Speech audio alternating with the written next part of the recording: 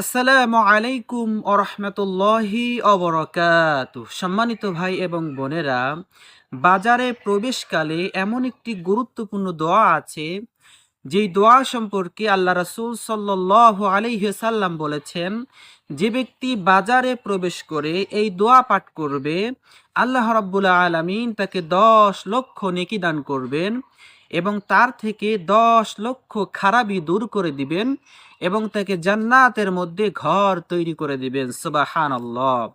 দোয়াটি বিখ্যাত হাদিস গ্রন্থ তিরমিজির মধ্যে এসেছে।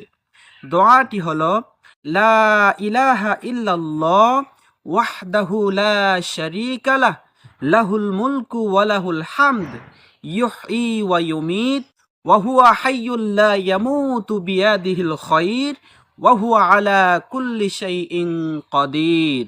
এই দোয়াটির অর্থ হলো, লা ইলাহা ইল্লাল্লাহ, আল্লাহ ছাড়া কোনো ইলাহা নাই, ওয়াহদাহু, তিনি একক, লা শারিকা লা, তার কোনো শরিক নাই, লাহুল মুলকু ওয়া লাহুল হামদ, সমগ্র রাজত্ব এবং সকল প্রশংসা একমাত্র তারই জন্য, ইউহয়ী ওয়া ইউমীত, এবং তিনি জীবন দান করেন এবং তিনি মৃত্যুও দান করেন, ওয়া হুয়া হাইয়্যুল লা ইয়ামুতু বিয়াদিহিল খায়র, এবং তিনি চিরঞ্জীব, তার মৃত্যু নাই, সকল প্রকার কল্যাণ তার হাতেই, ওয়া হুয়া আলা কুল্লি শাইইন কাদির, এবং তিনি সকল কিছুর উপর ক্ষমতাবান।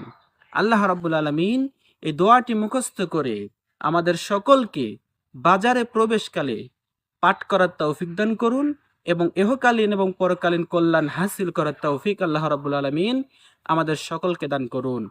আমিন।